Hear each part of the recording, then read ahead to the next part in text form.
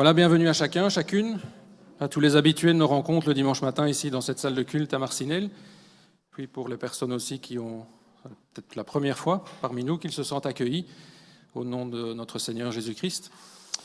Une bienvenue aussi toute particulière à la famille d'Évodie et de Tommy ce matin. On aura la joie de présenter leur petit garçon Manoé au Seigneur.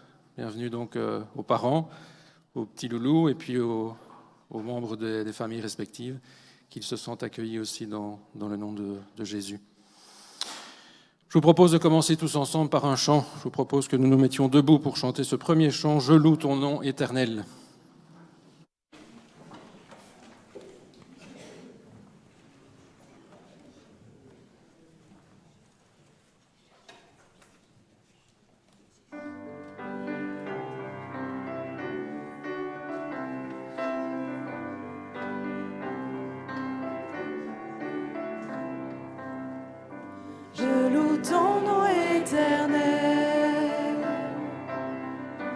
Seigneur, je célèbre ta bonté. Quelle joie tu vis en moi. Quelle joie tu viens pour nous sauver. Tu viens du ciel sur la terre, montrer la voie de la terre à la croix, payer pour moi de la croix jusqu'au tombeau et du tombeau jusqu'au ciel. Je loue ton nom éternel.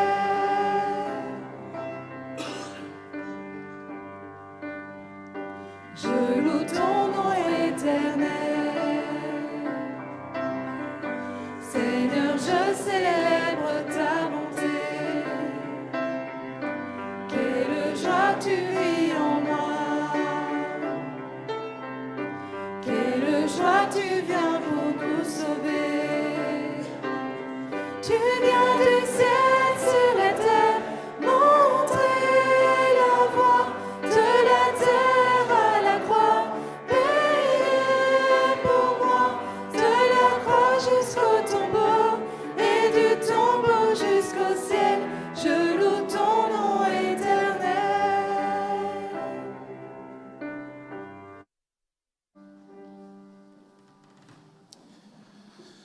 Voilà, je vous invite à nous courber dans la prière pour remettre ce culte au Seigneur Jésus.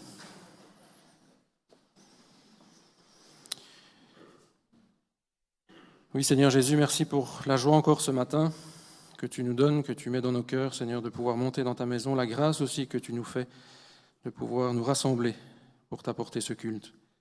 Seigneur, merci pour ce temps, pour ce soleil qui brille dans le ciel aussi, Seigneur, mais ce soleil qui brille dans nos cœurs, Seigneur, qui nous réchauffe. Merci pour ta présence, Seigneur, dans nos vies. Jésus-Christ, qui est dans nos cœurs, qui vit en nous. Seigneur, nous te remettons tout ce qui sera dit, tout ce qui sera fait ce matin, Seigneur, que tout puisse être fait pour la plus grande gloire de ton nom. Nous pensons ce matin, Seigneur, à nos frères, nos sœurs dans le monde entier qui n'ont pas cette liberté comme nous de pouvoir se rassembler. Nous savons qu'elles sont nombreuses dans plusieurs pays du monde, Seigneur, les pays fermés à l'Évangile, à la parole de Dieu. Seigneur, que tu puisses être à leur côté, les garder, les protéger, les soutenir, les fortifier, Seigneur. Pour beaucoup qui sont en prison, les enfants, les parents sont torturés, Seigneur, et mis à mort parce qu'ils te connaissent, parce qu'ils parlent de toi. Seigneur, nous avons encore cette liberté dans nos contrées, Seigneur, et nous voulons nous rassembler et annoncer ta parole au plus grand nombre pour qu'ils viennent à toi, pour qu'ils soient sauvés. Seigneur, sois à leur côté encore et qu'il y ait pour eux une part de ta bénédiction. Nous voulons penser à nos frères et nos sœurs, Seigneur, qui ne savent plus monter dans ta maison pour les raisons que tu connais. Le grand âge, la maladie, Seigneur, pour des personnes qui sont dans les homes, hospitalisées. Seigneur, que pour elles aussi ce matin, il y ait une part de ta bénédiction. Que tu puisses les encourager, les soutenir, les guérir, Seigneur, être à leur côté aussi. Seigneur, nous pensons à nos jeunes, à nos enfants, nos ados, Seigneur, qui se rassemblent ce matin dans les sous-sols avec leurs moniteurs, leurs monitrices, pour entendre parler de toi. Seigneur, que ton amour, ta grâce puisse encore toucher leur jeune cœur et qu'ils puissent répondre à ton appel encore dès leur plus jeune âge. Qu'ils puissent venir à toi et accepter ta grâce et ton amour.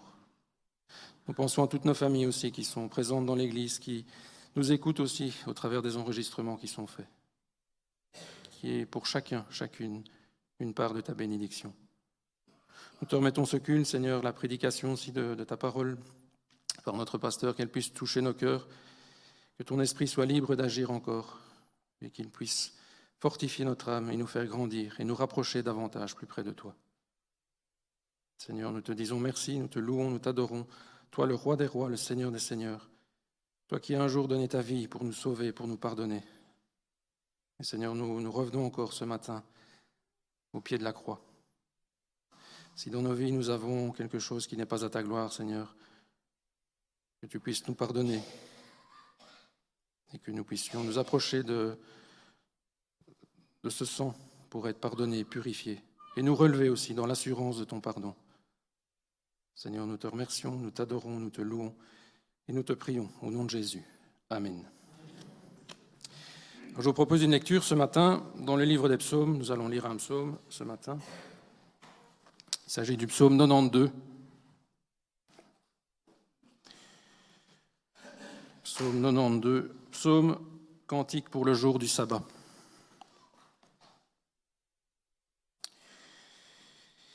Il est beau de louer l'Éternel et de célébrer ton nom, ô Très-Haut, d'annoncer le matin ta bonté et ta fidélité pendant les nuits.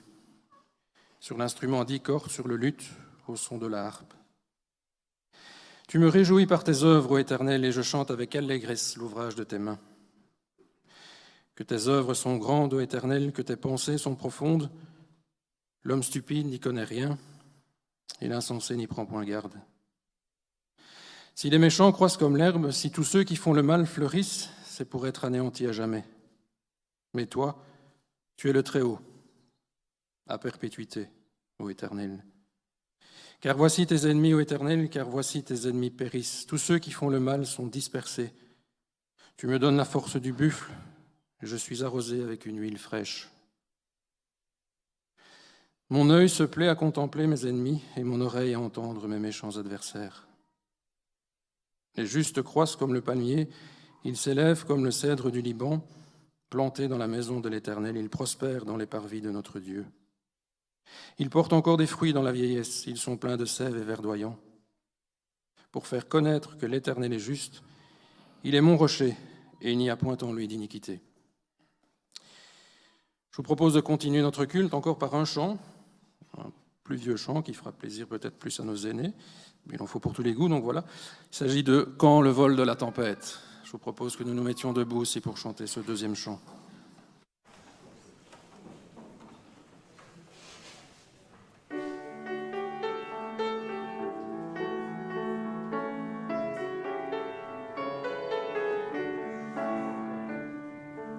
Quand le vol de la tempête vient assombrir ton ciel bleu, au lieu de baisser la tête,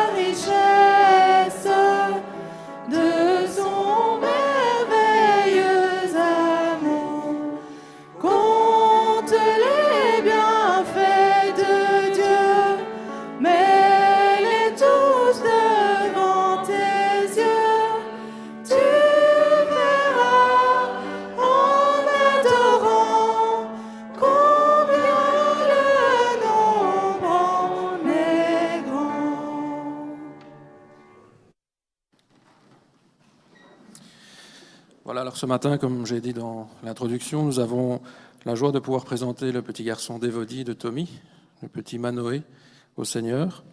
Et pour cela, avant de laisser la place à Yves pour la présentation, les parents nous ont demandé pour chanter un chant qui s'intitule « Abba Père ». Alors on va le chanter tous ensemble pour le Seigneur. « Abba Père ». Je vous propose que nous nous mettions debout.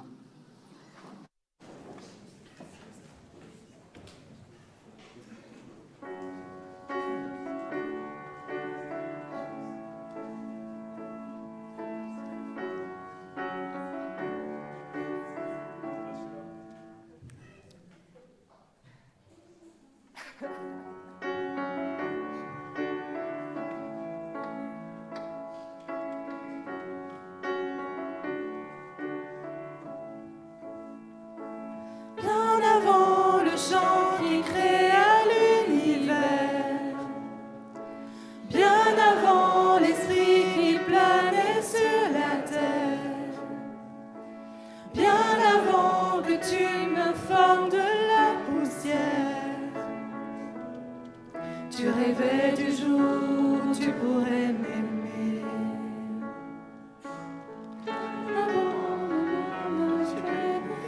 Ton cœur,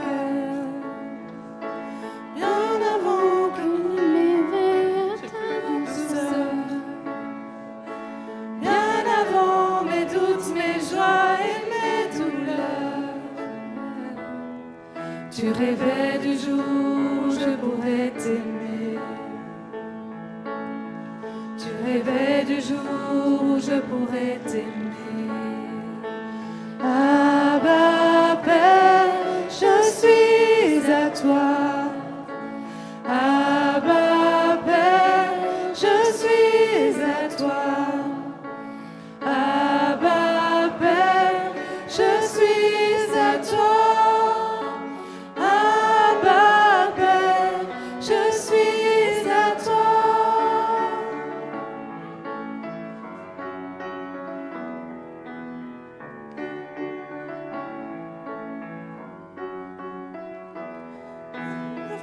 Que Jésus marche sur la terre, bien avant le Fils qui nous montre le Père, bien avant que les cieux sur moi soient ouverts, tu rêvais du jour où tu pourrais m'aimer.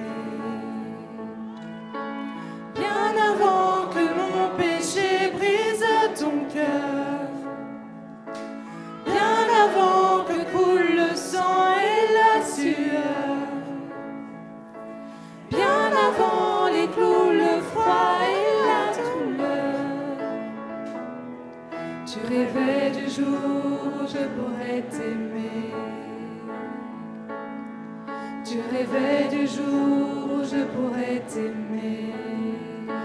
Abba Père, je suis à toi. Abba Père, je suis à toi.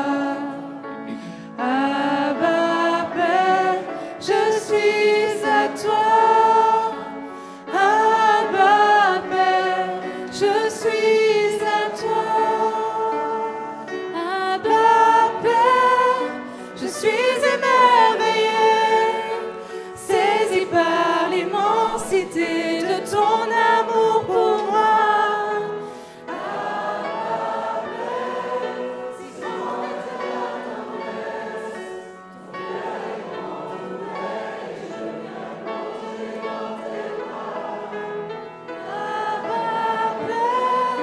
Je suis émerveillée, saisie par l'immensité de ton amour pour moi. Abba Père, si grande est ta tendresse, ton cœur est grand ouvert et je viens plonger dans tes bras. Abba Père, je suis à toi. Abba Père, je suis à toi. Abba Père, je suis à toi. Abba Père,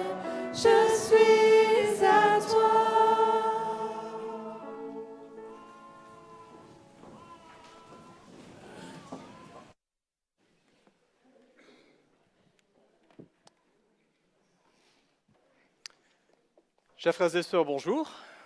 Ça va, le micro fonctionne. Nous avons la joie ce matin, et une belle matinée ensoleillée de printemps en plus, nous avons la joie d'entourer Évodie et Tommy qui sont juste là. On va les voir devant, rassurez-vous. Nous avons la joie de les entourer ce matin, eux qui ont à cœur de présenter au Seigneur leur petit garçon Manoé. Et à cette occasion, notre Église voudrait souhaiter la bienvenue aussi à leurs familles, à leurs proches, leurs amis, à tous ceux qui ont fait le déplacement spécialement pour être là, pour partager votre joie.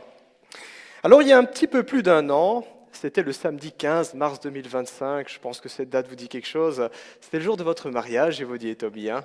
Vous vous en souvenez encore ? Oui, hein, c'est pas des choses, si vous m'aviez dit non, on s'en souvient plus, je dis là, ça commence mal. Et puis, un petit peu plus d'un an plus tard, vous voilà à Troyes. Le Seigneur vous a béni en permettant d'accueillir un petit Manoé qui vient enrichir votre vie. Alors je me suis dit en écrivant ces mots qu'à cette cadence-là, en 2027, vous auriez peut-être un troisième ou peut-être des jumeaux ou des triplés. Non, il y a Tommy qui me regarde, non. On va commencer avec un, c'est déjà bien. Nous voulons partager votre joie en tout cas ce matin et nous voulons vous entourer de nos prières. Alors que pour vous commence cette magnifique aventure et cette difficile aventure d'être parent. Alors la présentation d'un enfant dans notre Église est toujours un grand moment, c'est un moment qui est spécial, un moment de joie. C'est d'abord un temps de reconnaissance. La reconnaissance, ça veut dire qu'on reconnaît, on veut dire merci. Nous reconnaissons qu'il y a quelque chose là qui a de la valeur, qui est précieux, ça ne va pas de soi. Temps de reconnaissance et d'émerveillement parce que nous accueillons un enfant. Et dans cet enfant, on trouve exprimé le mystère et la beauté de la vie. Dans les semaines à venir, dans les mois à venir, dans les années à venir, Tommy et Évodie, vous découvrirez la façon toute particulière dont votre trait et votre caractère se reflètent dans votre enfant. Tantôt, vous serez fiers et vous direz « ça, c'est le fils à papa, c'est le fils à maman ». Et tantôt, vous vous rendrez compte qu'un enfant ne fait pas que de prendre les bons côtés de ses parents. Ça, vous aurez l'occasion de vous arranger entre vous à ce niveau-là. Il y aura des moments où vous allez vous plaindre et il y aura des moments où vous en rirez. Vous-même d'ailleurs, comme chacun d'entre nous ici présents, nous reflétons tous un petit peu de nos parents.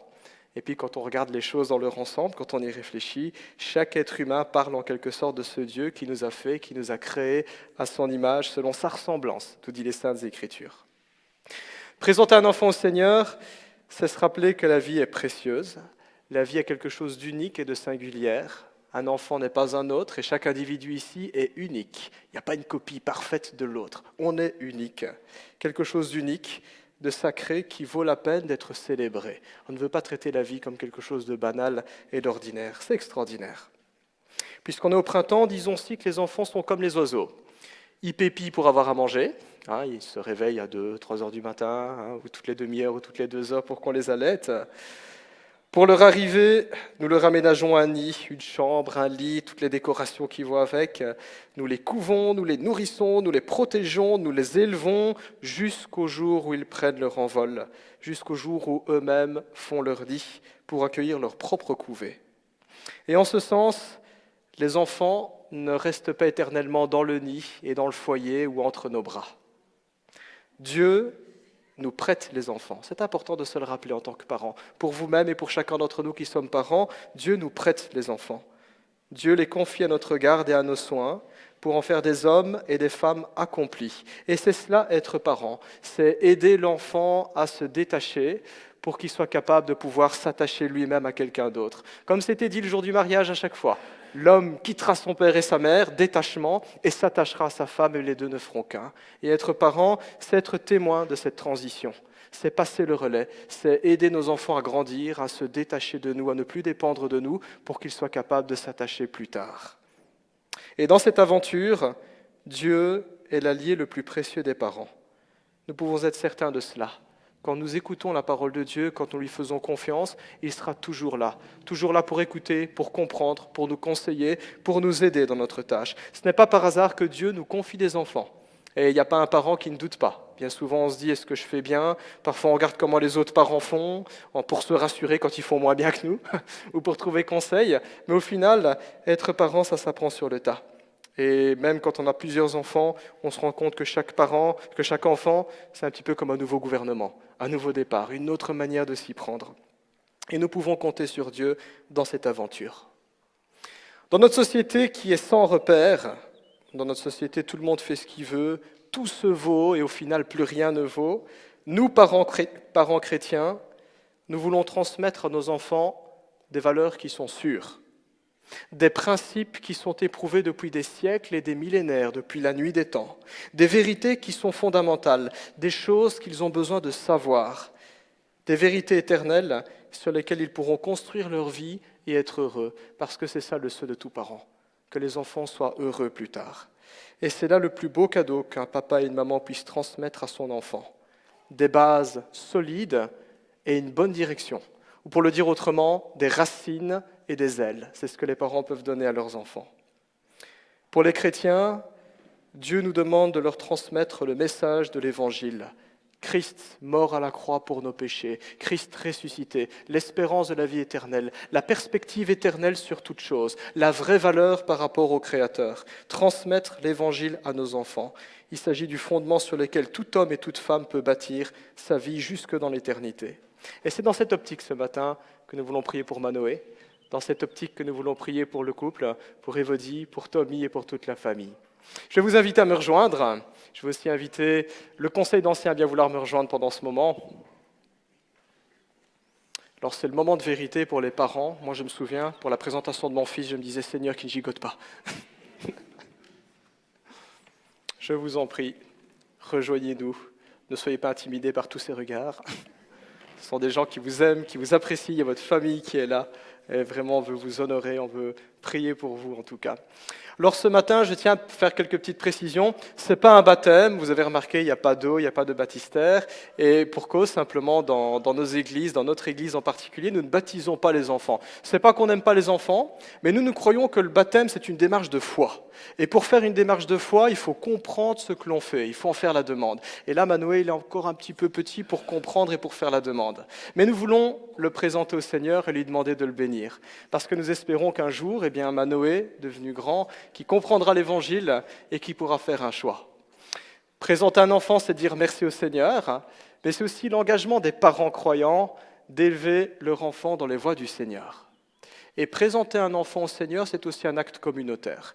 Ce n'est pas simplement que nous sommes là comme des témoins, comme des spectateurs passifs de ce qu'il est en train de faire, mais c'est aussi notre engagement en tant qu'Église de dire « nous voulons être des aides, des alliés et des amis pour cette famille-là.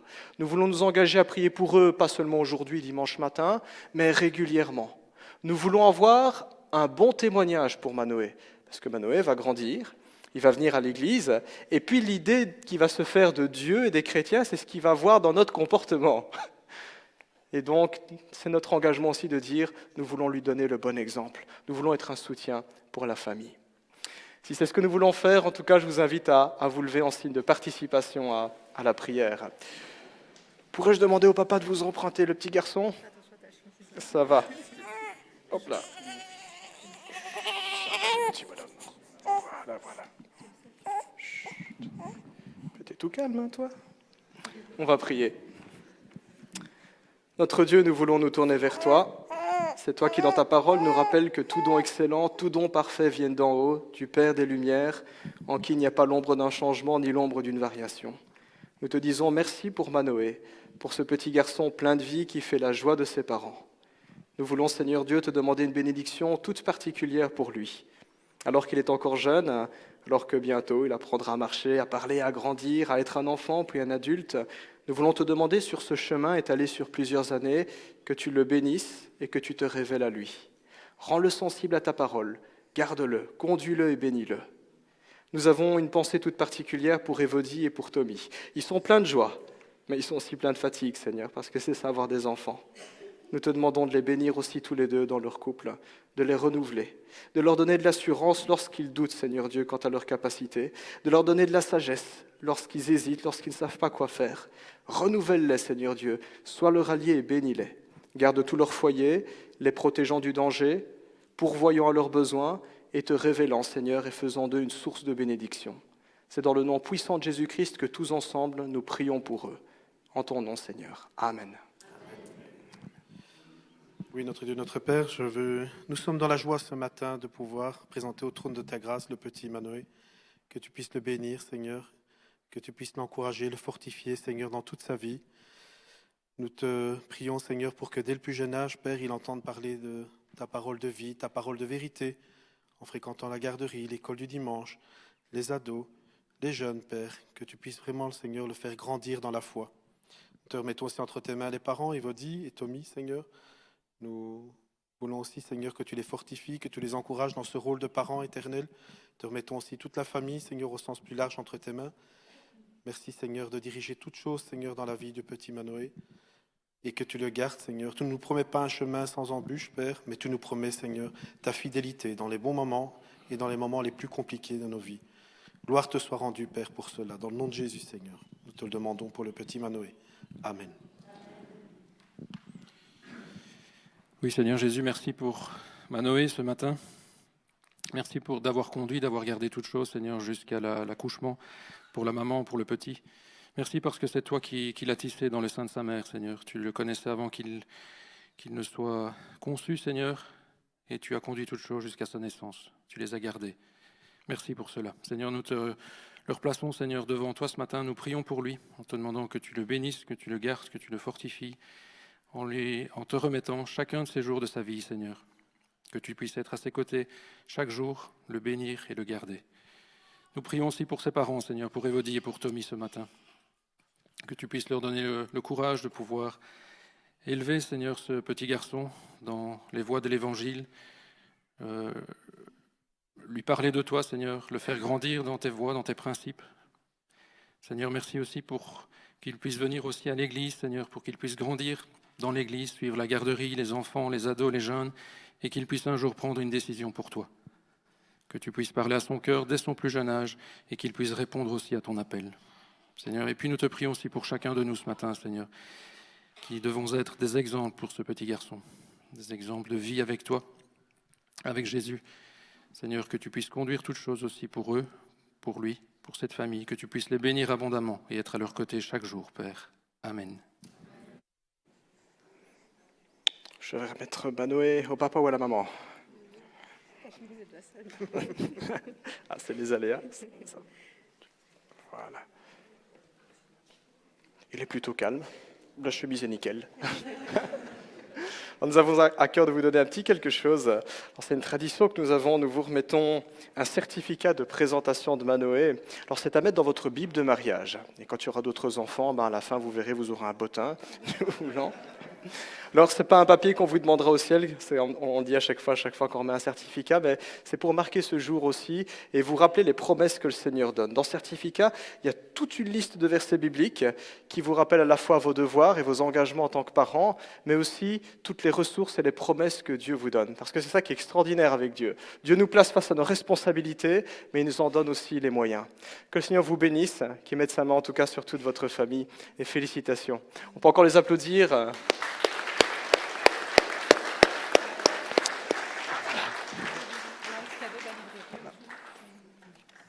Alors Maëva a pris les devants. Merci Maëva. Petit cadeau de la part de l'Église. Vous aurez l'occasion de déballer ça et découvrir ce qu'il en est en tout cas. Que le Seigneur vous bénisse en tout cas et encore félicitations.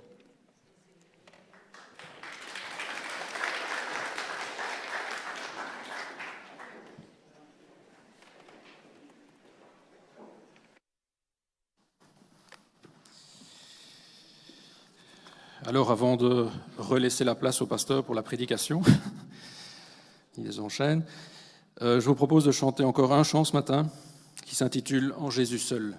Je vous propose que nous mettions debout pour chanter ce chant également.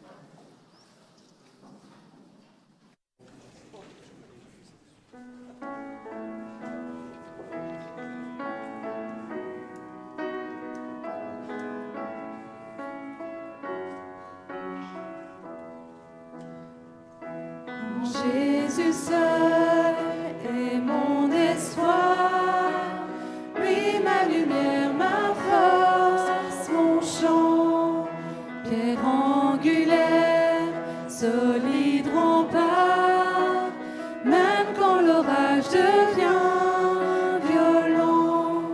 Oh quel amour, oh quelle paix, les luttes cessent, la peur se tait, mon réconfort, mon plus grand bien, dans l'amour du Christ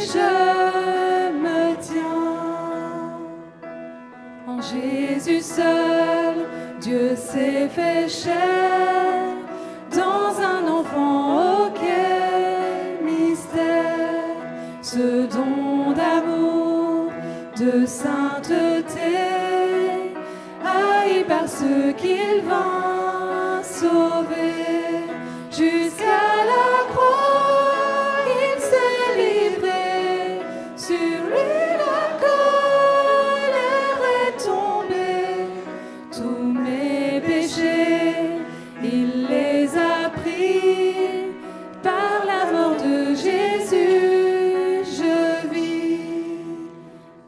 Là dans la tombe, il reposait, lumière vaincue par les ténèbres.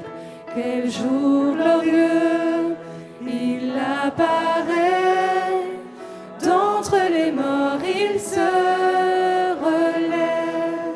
Et sur ma vie, par sa victoire, le péché perd tout son pouvoir. Il est à moi, je suis à lui, racheté par le sang du Christ. Je vis en paix, je meurs sans crainte, gardé par la puissance du Christ, du premier cri au dernier souffle. Jésus est maître de ma vie. Les plans des hommes ou du malin ne peuvent m'arracher de sa main, et qu'il revienne ou me rappelle, par la force du Christ je tiendrai.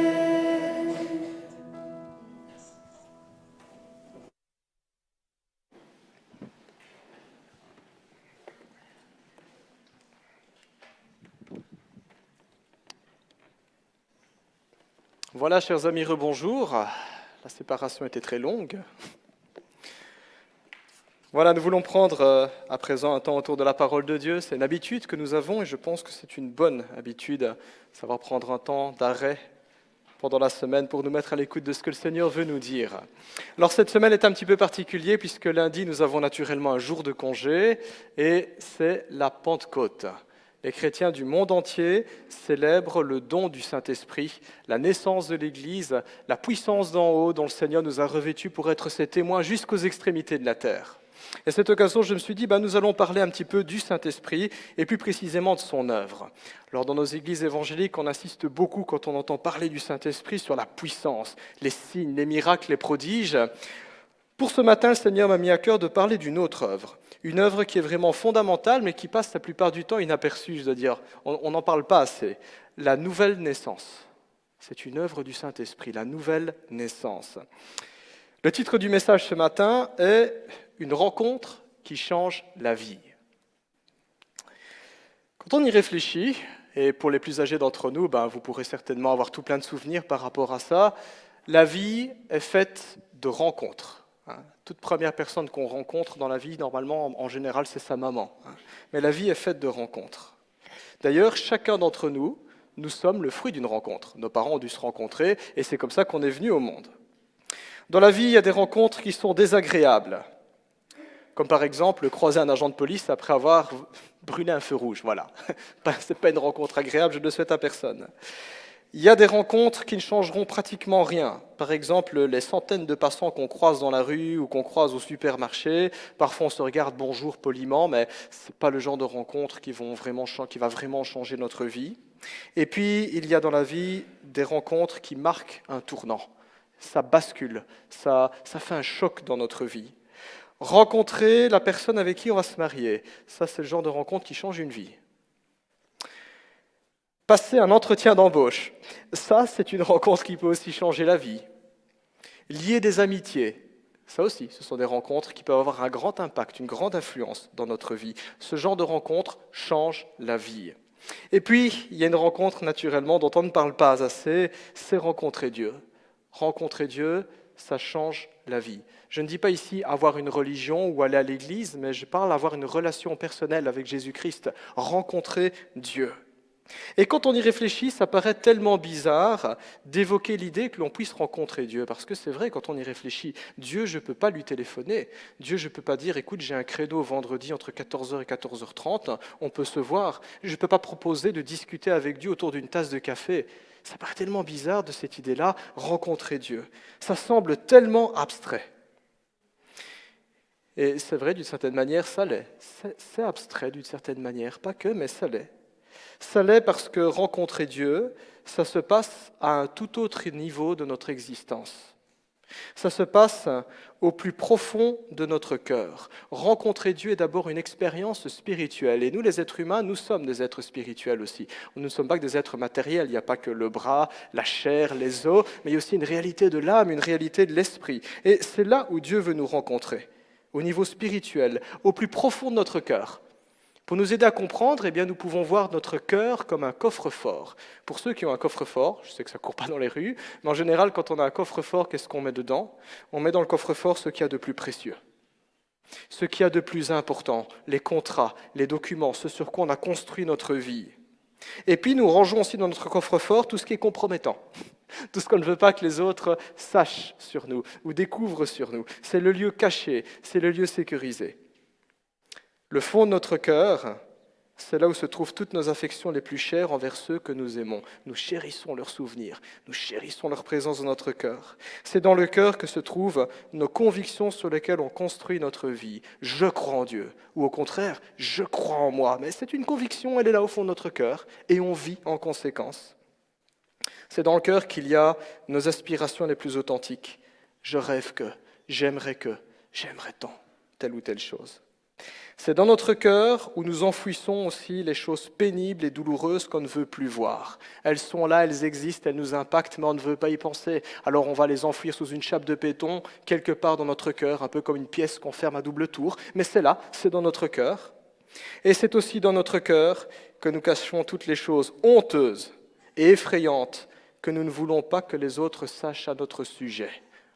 Parfois des pensées qu'on a ou des choses qu'on a faites et on se dit « je ne voudrais pas que ça se sache » parce que nous savons que c'est mal. Bref, le cœur, c'est notre moi profond, c'est notre vrai moi, c'est notre moi authentique et c'est surtout notre moi secret. Celui que nous ne montrons que très rarement aux autres. On ne le montrera pas au patron, aux collègues, ou à gauche ou à droite, ou au voisinage, ou aux passants dans la rue. Et c'est là que Dieu veut nous rencontrer.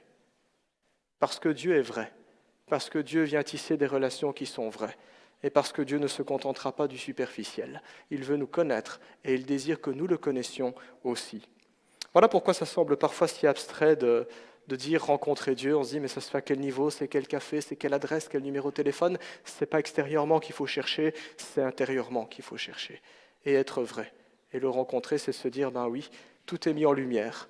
Mes joies, mes rêves, mes aspirations, mes bons côtés et mes péchés aussi sont mis en lumière. Et j'aimerais ce matin partager avec vous le récit d'une des rencontres les plus mémorables dans la Bible. C'est une rencontre qui se termine un petit peu platement. La Bible ne nous raconte pas la suite, elle nous laisse un petit peu deviner ou entrevoir ce que cet homme deviendra. C'est la rencontre entre Jésus et Nicodème dans Jean au chapitre 3. Je vous invite à ouvrir votre Bible dans Jean chapitre 3. Alors on ne va pas lire tout le chapitre 3, mais juste les 10 premiers versets. Le verset sera affiché aussi sur l'écran dans quelques instants. Donc Jean chapitre 3, et nous lirons les versets 1 à 10. Une rencontre qui est intéressante parce qu'on a un homme qui est curieux. Il ne croit pas encore en Jésus, mais il se pose des questions. Il veut le rencontrer, il veut aller plus loin. Jean chapitre 3, et nous lisons à partir du verset 1, je lis dans la seconde 21. « Or il y avait parmi les pharisiens un homme du nom de Nicodème, un chef des Juifs. Il vint de nuit trouver Jésus et lui dit « Maître, nous savons que tu es un enseignant envoyé par Dieu, car personne ne peut faire ces signes miraculeux que tu fais si Dieu n'est pas avec lui. » Jésus lui répondit « En vérité, je te le dis, à moins de naître de nouveau, personne ne peut voir le royaume de Dieu. » Nicodème lui dit « Comment un homme peut-il naître quand il est vieux ? Peut-il une seconde fois entrer dans le ventre de sa mère et naître ? Jésus répondit, « En vérité, je te le dis, à moins de naître d'eau et d'esprit, on ne peut entrer dans le royaume de Dieu. Ce qui est né de parents humains est humain, et ce qui est né de l'esprit est esprit. Ne t'étonne pas que je t'ai dit, il faut que vous naissiez de nouveau. Le vent souffle où il veut, et tu en entends le bruit, mais tu ne sais pas d'où il vient ni où il va. C'est aussi le cas de toute personne qui est née de l'esprit. » Nicodème reprit la parole et lui dit, « Comment cela peut-il se faire ?» Et Jésus lui répondit, « Tu es l'enseignant d'Israël et tu ne sais pas cela ?» Amen. Jusque-là la lecture. Nous allons prier. Notre Dieu, nous te disons merci parce que tu nous donnes le privilège d'entendre ta parole. Et nous voulons te demander de nous accorder un cœur pour comprendre, que durant ces moments tu puisses éclairer notre intelligence et notre compréhension et nous montrer aussi comment ta parole, la Bible, s'applique dans notre vie et dans nos circonstances personnelles. Nous prions pour nous-mêmes qui te connaissons déjà ou pour ceux et celles qui seront en chemin, afin, Seigneur Dieu, que tu te révèles et que nous puissions, Seigneur Dieu, avoir une meilleure compréhension de qui tu es. En ton nom, Jésus-Christ. Amen. Une rencontre qui change la vie, c'est le titre du message. Alors dans ce passage, nous faisons connaissance avec Monsieur Nicodème. Monsieur Nicodème qui était pharisien, nous dit le verset 1. Alors c'est quoi un pharisien ? La plupart des chrétiens savent ce dont il est question, peut-être que pour d'autres ça paraît un terme un peu technique. Eh bien un pharisien, dans la société juive de l'époque, dans l'Antiquité, c'était tout simplement un membre d'une des grandes factions religieuses dans la société. Les Juifs sont un peuple qui est très religieux, une foi qui est ancrée dans l'Ancien Testament, et il y a plusieurs manières de vivre cette foi. Et du temps de Jésus, il y avait 4 grandes factions. Il y avait les pharisiens, il y avait les sadducéens, il y avait les esséniens et les zélotes. Et dans l'histoire, eh bien, pratiquement toutes les factions ont disparu, sauf la faction des pharisiens. Aujourd'hui, quand vous voyez des juifs, vous savez, dans les aéroports ou les gares, vous les reconnaissez parce qu'ils ont des chapeaux noirs et des rouflaquettes. Parfois, ça fait un peu Rabbi Jacob, comme ça. C'est un film qui a popularisé cette culture, j'oserais dire. Eh bien, ce sont les descendants de cette tradition religieuse. Et donc là, on est 2000 ans en arrière, on rencontre un pharisien, un ancêtre, j'oserais dire, qui appartenait à cette faction. Et la particularité des pharisiens, c'est qu'ils étaient réputés pour être rigoureux dans leur rigueur de l'application des textes sacrés. Pour eux, c'était à la lettre. On ne plaisantait pas avec les 10 commandements de Moïse, avec toute la loi, les prophètes, les écrits. Ils connaissaient ces textes par cœur. Et encore aujourd'hui, si vous discutez avec un rabbin, ce sont des gens vraiment érudits. Ils connaissent les Écritures. Ils cherchent à les appliquer de tout leur cœur du mieux qu'ils le peuvent. Et donc, les pharisiens, à cette époque, comme encore aujourd'hui, se rassemblaient dans leur synagogue où ils discutaient inlassablement de la meilleure manière de s'y prendre pour être juste aux yeux de Dieu. Ça allait jusqu'à réfléchir, mais comment on doit s'habiller ? Comment est-ce qu'on doit se comporter ? Comment est-ce qu'on boit ? Comment est-ce qu'on mange ? Comment on arrange son agenda ? Les moindres petits détails dans la vie y passaient. Dites-vous qu'un pharisien s'appliquait chaque jour à respecter scrupuleusement pas moins de 613 ordonnances. Voilà, ça c'est juste le nombre de commandements dans l'Ancien Testament, 613. 613 choses à faire ou à ne pas faire. Donc un pharisien connaît cela. Le matin, quand il se réveille, il a sa liste en tête. Il sait les 613 choses qu'il doit faire et qu'il ne doit pas faire. Vous imaginez la pression ? Moi j'ai déjà du mal quand on me dit « n'oublie pas de sortir les poubelles ». Mais voilà, 613 choses, incroyable. Mais ça, c'est le strict minimum pour un pharisien parce qu'en plus se rajoute une tradition orale qui au fil des siècles se complexifiait d'un rabbin à l'autre, ce qu'on appelle aujourd'hui le Talmud, la Midrash et toute la tradition juive. Donc en plus de ces 613 commandements, des bibliothèques interminables de connaissances et de réflexions théologiques à mettre en pratique. Ça, c'est Nicodème. Il faut vraiment le vouloir pour l'être, pour être pharisien. Mais Nicodème n'était pas qu'un simple pharisien. Quand on avance dans la lecture du texte, on apprend que c'était un docteur de la loi. Autrement dit, on dirait aujourd'hui un théologien, un universitaire, un homme particulièrement pointu, un spécialiste de la question, un champion des questions spirituelles. Lui, si on avait envoyé la question pour un champion à la sauce chrétienne, il aurait remporté tout le prix. Ce n'est pas le prix Larousse qu'il aurait gagné, c'est le voyage carrément. Ça, c'était Nicodème. Il s'y connaissait dans les choses de Dieu. Pas un croyant de base, mais il faisait partie, aux yeux de la société juive, de l'élite de l'élite. Et d'ailleurs, ça va encore plus loin. La Bible dit qu'il était pharisien et il était un chef des Juifs. Alors c'est peut-être un petit détail qui ne nous surprend pas. C'est quoi cette histoire ? Eh bien, il y a 2000 ans, les Juifs avaient une sorte de gouvernement, ou plutôt une sorte de parlement qui s'appelait le Sanhédrin. Voilà. Vous n'êtes pas obligé de retenir tous les noms, mais le Sanhédrin était composé de 70 conseillers. 70 conseillers sur tout un peuple, c'est pas grand-chose. Hein. Ceux qui y allaient, c'était vraiment l'élite. Et Nicodème en faisait partie. Il faisait partie de ce groupe qui gérait la vie de ce peuple, la vie religieuse et la vie juridique. Voilà un petit peu le genre de personnage qui approche Jésus-Christ. Nous avons quelqu'un qui est croyant, quelqu'un qui est sincère, quelqu'un qui est authentique. Nous avons un universitaire instruit, rigoureux, et nous avons un homme particulièrement influent. Il a du pouvoir, il peut prendre des décisions et ça peut changer la vie de milliers d'autres personnes. Le verset 2 nous dit que c'est pendant la nuit qu'il va trouver Jésus. Voilà, moi c'est très rare que je fixe des rendez-vous pendant la nuit. Ceux qui ont besoin d'un rendez-vous, je ne vous dirai pas, viens à l'église à 2h du matin. Voilà. Nicodème, il va trouver Jésus pendant la nuit. Le texte ne dit pas pourquoi. Alors nous savons que les rabbins sont de grands bavards, ils aiment parler de Dieu. Ils aiment, ce sont des choses importantes pour eux et on ne compte pas les heures. S'il faut parler 3 heures, on parle 3 heures. Mais je ne pense pas que c'était parce que Nicodème avait envie de parler, c'est surtout parce que Nicodème ne voulait pas être embarrassé. Un homme aussi notoire qui rencontre Jésus-Christ, une personnalité aussi clivante dans la société, ça aurait fait mauvais genre. Parce que Jésus faisait des miracles. Les foules étaient admiratives, les foules aimaient Jésus-Christ, elles étaient touchées par tout le bien qu'il faisait. Mais en même temps de faire des miracles qui étaient incontestables, c'était assez extraordinaire ce que Jésus-Christ faisait, même ceux qui ne voulaient pas croire en lui ne pouvaient pas nier les miracles qui se produisaient. Jésus, en plus de faire des miracles, ne se gênait pas pour dénoncer l'hypocrisie des chefs de son peuple, dont la faction des pharisiens, dont faisait partie Nicodème. Ça aurait donc fait mauvais genre si Nicodème avait approché Jésus pour lui poser ses questions en plein jour et à la vue de tout le monde.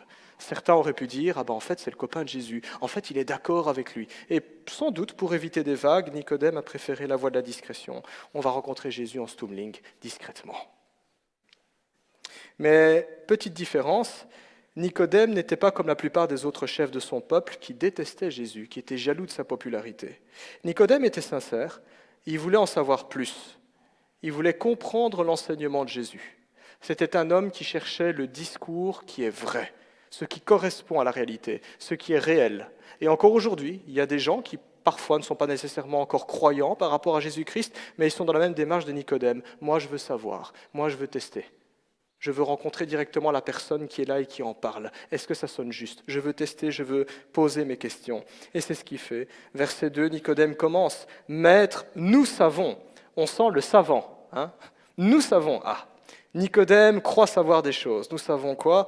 Nous savons que tu es un enseignant envoyé par Dieu, car personne ne peut faire ces signes miraculeux que tu fais si Dieu n'est pas avec lui. Intéressant. Dans la Bible, on apprend que la plupart des pharisiens disaient que Jésus faisait des miracles avec la puissance du diable. Ce n'est pas le cas de Nicodème. Nicodème, il dit, moi j'ai la conviction que ce que tu fais, ça vient de Dieu, ça ne vient pas du diable. Intéressant aussi, Nicodème appelle Jésus un maître. C'est pas rien. Vous avez l'universitaire le plus éminent d'Israël qui dit à Jésus, je te reconnais comme un maître, comme un docteur, comme un spécialiste en la matière. C'est comme si vous étiez en train de dribbler maladroitement avec votre balle dans votre jardin, et puis il y a Lionel Messi qui passe, toi t'es bon au foot. C'est Lionel Messi qui le dit, quoi. C'est quelqu'un qui s'y connaît. Eh bien, c'est ce qui se passe ici. Nicodème reconnaît Jésus comme un maître, là où d'autres le reconnaissent comme quelqu'un qui agit par la puissance du diable. Jésus coupe alors court aux éloges. Intéressant la réaction de Jésus. Quand on lit ce texte, on a parfois l'impression, on se dit, mais il est à côté de la plaque, Jésus.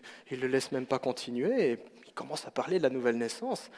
Jésus ne dit pas à Nicodème, merci beaucoup Nicodème pour les compliments, merci pour les encouragements, ça me fait tellement plaisir. Ce n'est pas ce que Jésus dit. Jésus coupe court aux éloges.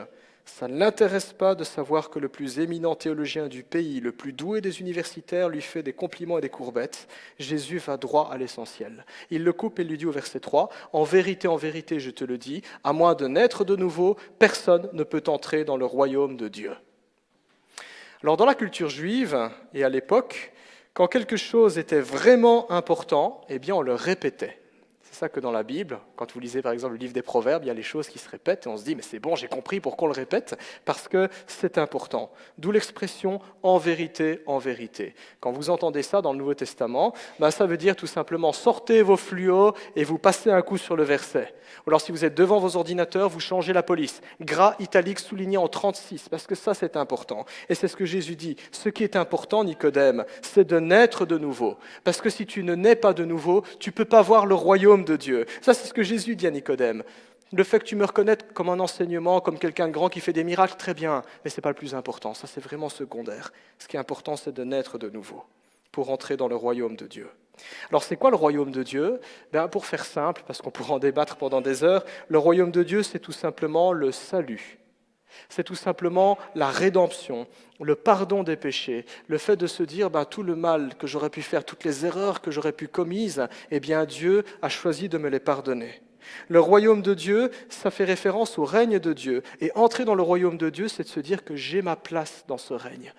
J'ai ma place auprès de Dieu. Je ne suis pas traité comme un ennemi, mais comme un ami, comme un citoyen de ce royaume. Et Jésus dit, l'entrée de ce royaume, la vue de ce royaume passe par la nouvelle naissance. Sous-entendu que c'est une condition que Nicodème, aussi pieux, aussi savant, aussi rigoureux, aussi super et génial soit-il, condition qui ne semble pas satisfaire.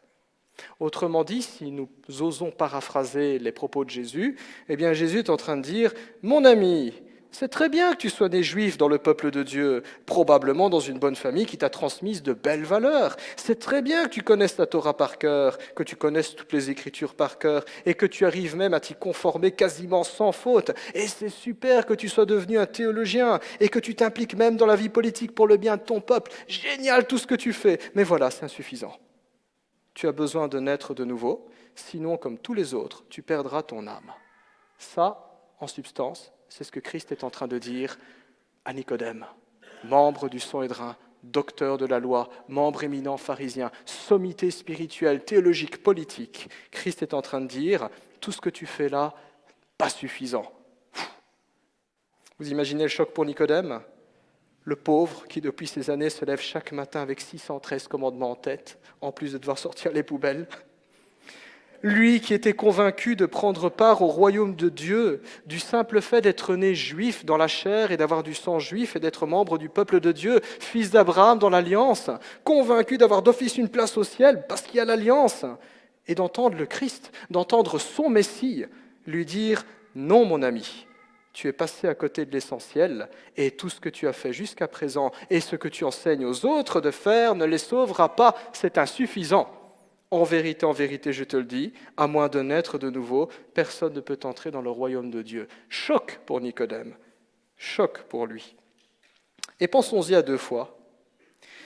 Si un juif du gabarit de Nicodème, et c'est quand même du gros gabarit, je ne connais pas beaucoup de chrétiens qui sont aussi rigoureux avec ce que le Nouveau Testament nous demande, si un juif du gabarit de Nicodème, qu'il fait 1 million de choses pour Dieu, se prend un carton rouge en pleine face, nous chrétiens, ou dans certains milieux, nous nous trompons grandement quand nous affirmons qu'il suffit juste d'un petit baptême, quelques gouttes sur le front d'un bébé, pour entrer au paradis.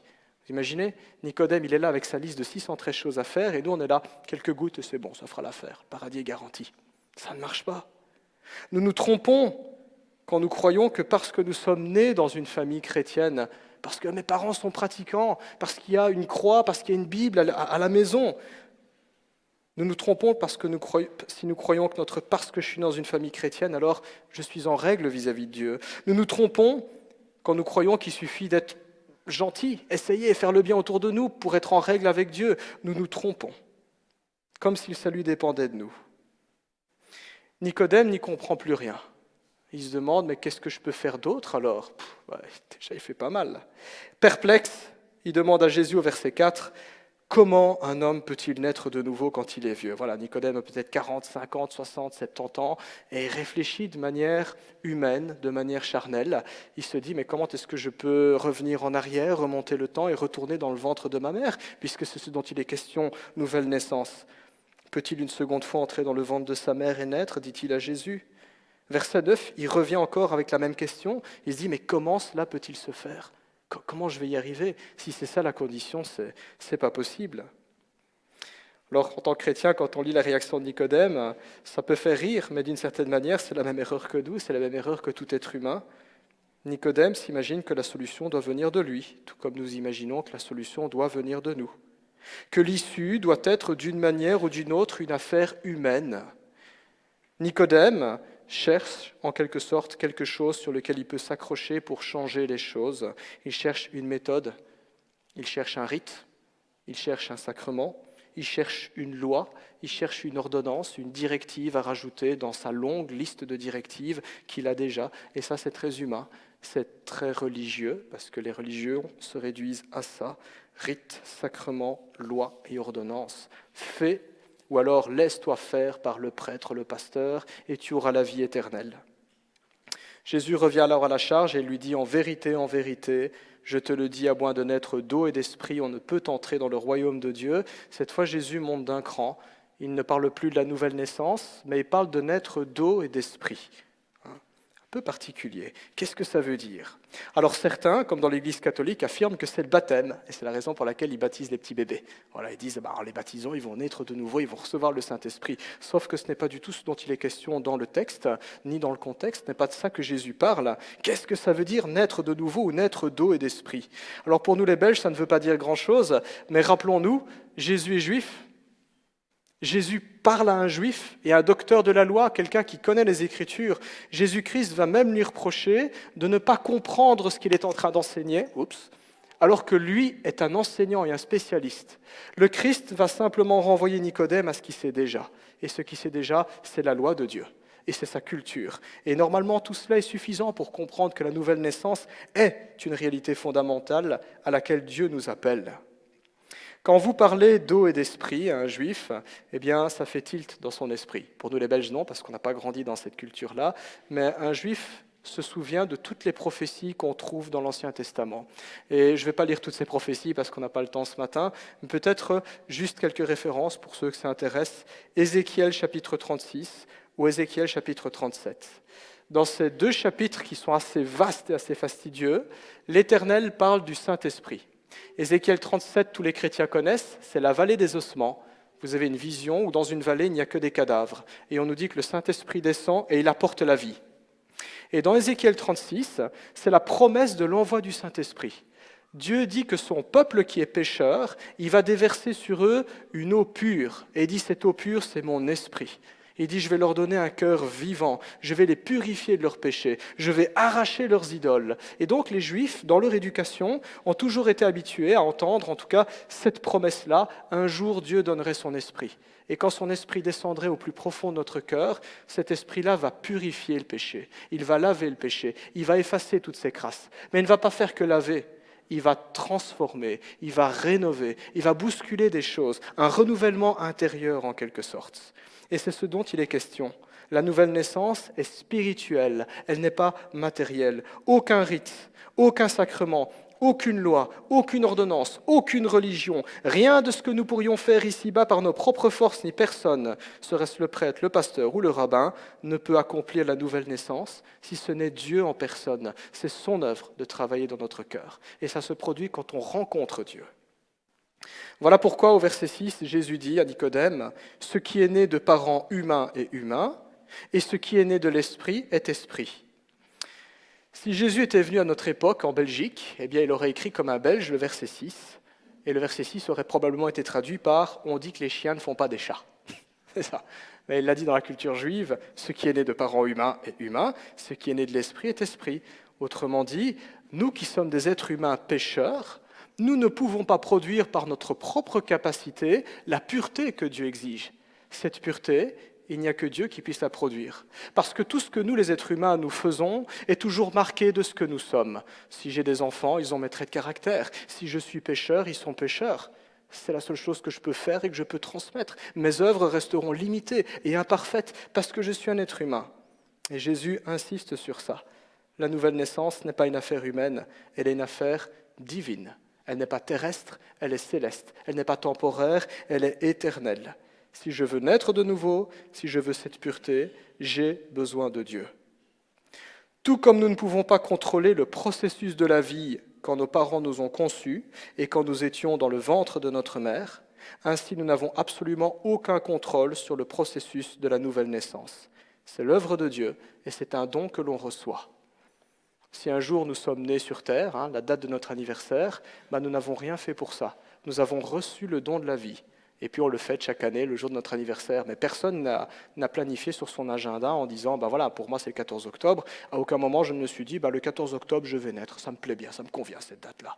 Non, j'ai reçu la vie comme un don et comme un cadeau. C'est exactement la même chose quand on parle de la nouvelle naissance spirituelle, de ce contact avec Dieu. C'est l'affaire de Dieu. Je ne peux pas contrôler le processus. Plus précisément, c'est l'œuvre du Saint-Esprit. C'est là un miracle.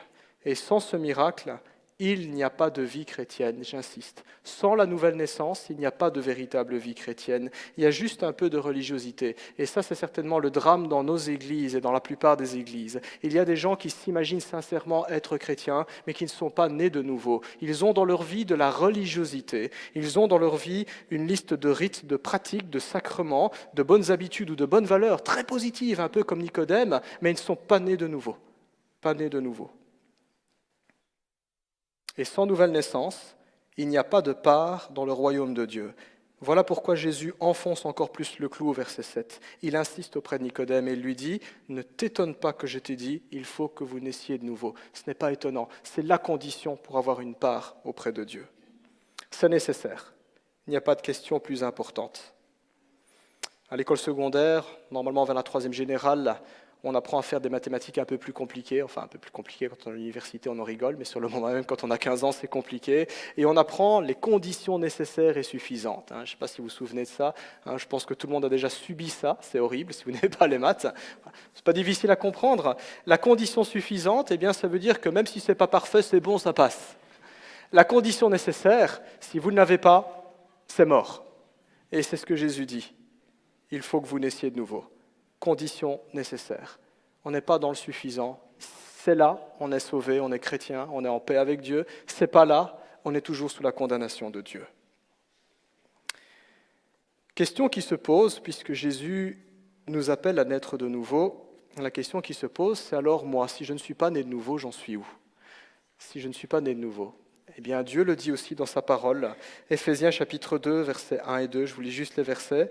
Dieu dit, « Quant à vous, vous étiez, donc il parle à des chrétiens, et dit, voilà ce que vous étiez quand vous n'étiez pas nés de nouveau. Quant à vous, vous étiez morts à cause de vos fautes et de vos péchés, que vous pratiquiez autrefois conformément à la façon de vivre de ce monde. » Ça, c'est ce que Dieu dit. Dieu dit, tous ceux qui ne sont pas nés de nouveau, tous ceux qui ne sont pas chrétiens, tous ceux qui n'ont pas un jour rencontré Dieu sont comme des zombies. Vous savez, les zombies dans les films d'horreur. Ils sont morts et pourtant ils sont vivants. On les appelle les morts vivants. C'est ça. Il nous dit, quand on les regarde, c'est des gens qui sont vivants sur terre. Ils ont leur vie, ils se lèvent, ils dorment, ils boivent, ils mangent, ils se lavent, ils s'habillent, ce genre de choses. Mais spirituellement, au plus profond de leur cœur, aux yeux de Dieu, par rapport à Dieu, ils sont morts. La mort spirituelle, la mort à cause du péché. Et l'Écriture insiste. Ils vivent conformément à la façon de vivre de ce monde. Et quand on regarde comment notre monde fonctionne, eh bien au final, c'est chacun pour soi. Chacun établit ses règles. Je le fais parce que ça me plaît. Pas parce que ça plaît à Dieu, parce que moi, ça me plaît. Chacun pour soi. Ce que l'un estime bon, l'autre le considérera peut-être comme mauvais. Et on dit, c'est son problème, moi ça m'arrange. Et tout le monde court après le bonheur. Et puis quand nos intérêts divergent, qu'est-ce qu'on fait? Nous nous entre-dévorons. Nous nous faisons la guerre. Et c'est cela que la Bible appelle la manière de vivre selon ce monde. Une manière de vivre qui est coupable, qui consiste à rejeter Dieu, vivre égoïstement pour soi-même et édicter notre propre règle. Et c'est ce dont il faut se détacher, car ce mode de vie ignore Dieu, et ce mode de vie ignore aussi les conséquences du péché, et pourtant il y a une réalité, et c'est la réalité du jugement. Dieu punit le pécheur, Dieu juge. Naître de nouveau, c'est vivre en accord avec Dieu, c'est vivre selon ses règles. Et c'est logique, puisqu'on entre dans le royaume de Dieu. Et dans le propre d'un royaume, c'est qu'il y a un roi quelque part. Et dans le royaume de Dieu, ce n'est pas mon royaume à moi, c'est le sien. Tout à l'heure, nous disions que rencontrer Dieu est une expérience qui se vit au plus profond de notre cœur. Là où se trouve tout ce qu'il y a de plus cher, mais aussi ce qu'il y a de plus sombre en nous.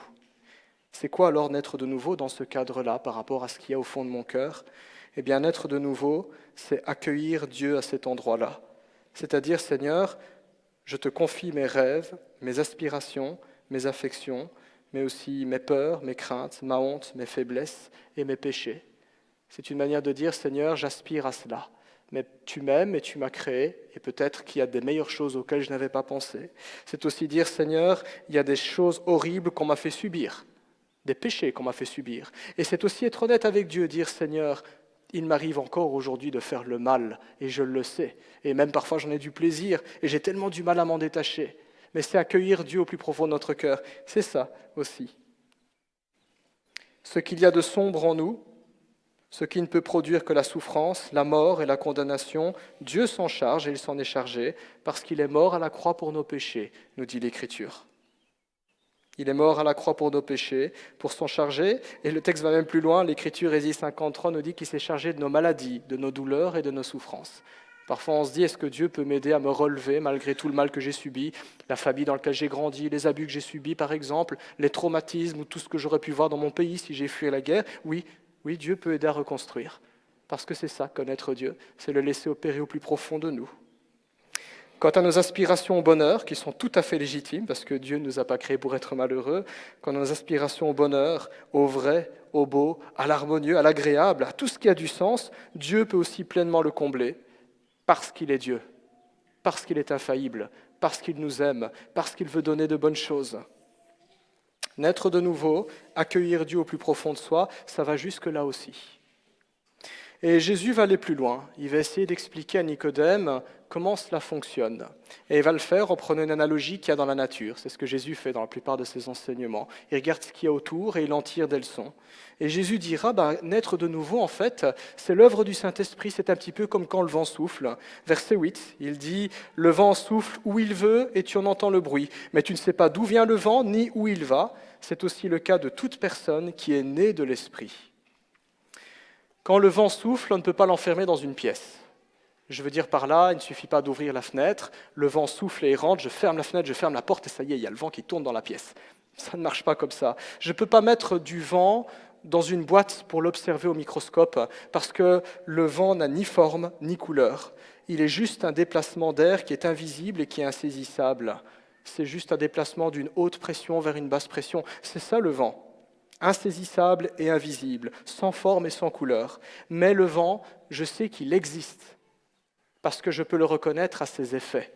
Je peux le reconnaître à ce qu'il produit. Quand le vent souffle, les arbres bougent. Quand le vent souffle, les feuilles s'envolent. Quand le vent souffle, il y a un brin de fraîcheur quand il fait chaud, ou alors il y a une bourrasque quand c'est une tornade ou un ouragan. Quand le vent souffle en été, que je fais sécher mes draps dans le jardin, il se soulève. Quand je suis sur un voilier, mon bateau est emporté, il se met à accélérer. Je ne peux pas saisir le vent, je ne sais pas forcément d'où il vient ni où il va, mais je le reconnais à ses effets. Je sais qu'il est là.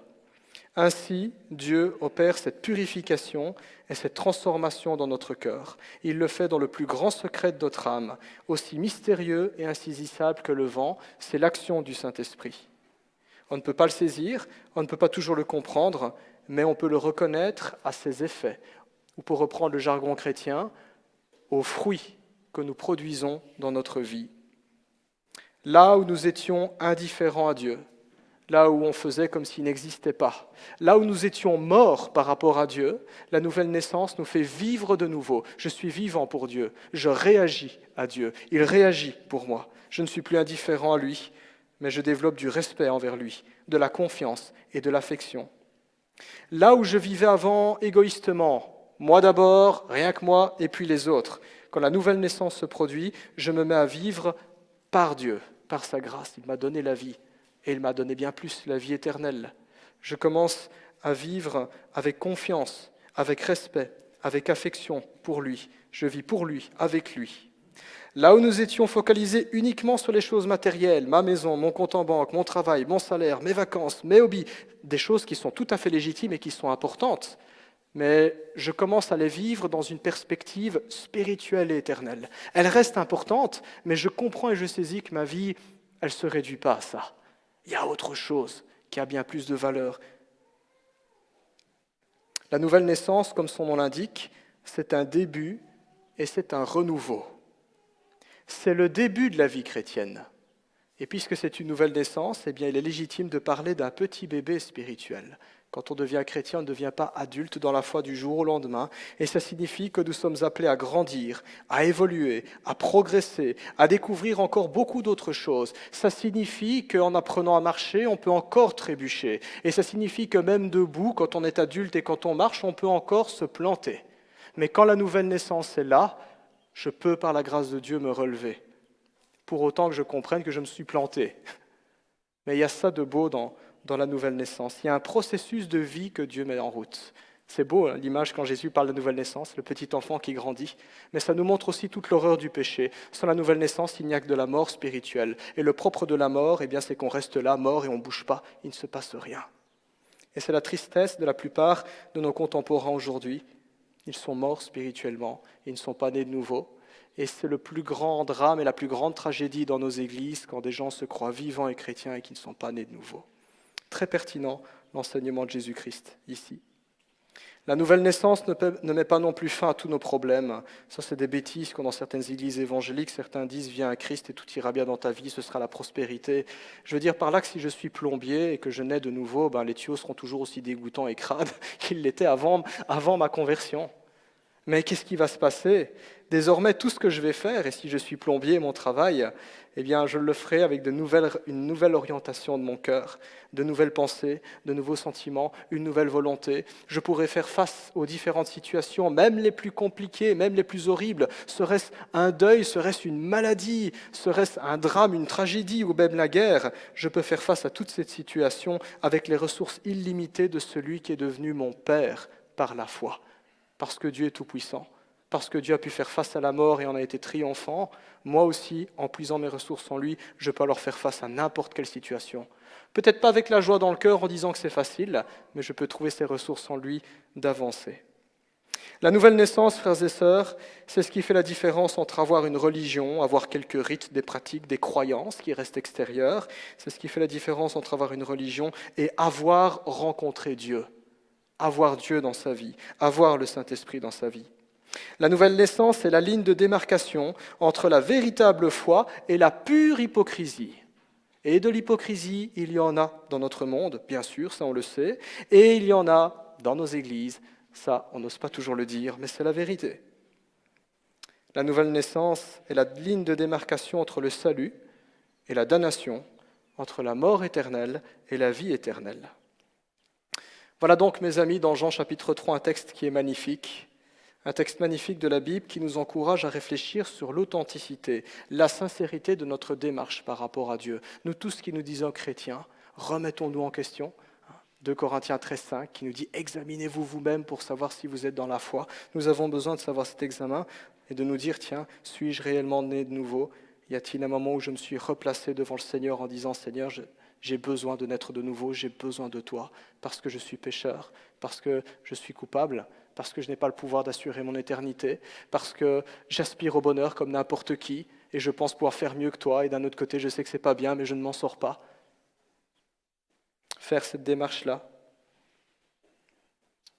Nous qui nous disons chrétiens, sommes-nous réellement nés de nouveau, purifiés de nos péchés, transformés au plus profond de nous-mêmes, ou nous leurrons-nous en nous contentant d'une religion superficielle ? Parfois, nous les protestants regardent les catholiques en disant « c'est juste des rites et ils sont là, ils n'y comprennent rien ». Oui, c'est vrai, mais c'est pas mieux de notre côté aussi. On a aussi nos rites. La nouvelle naissance est ce qui importe.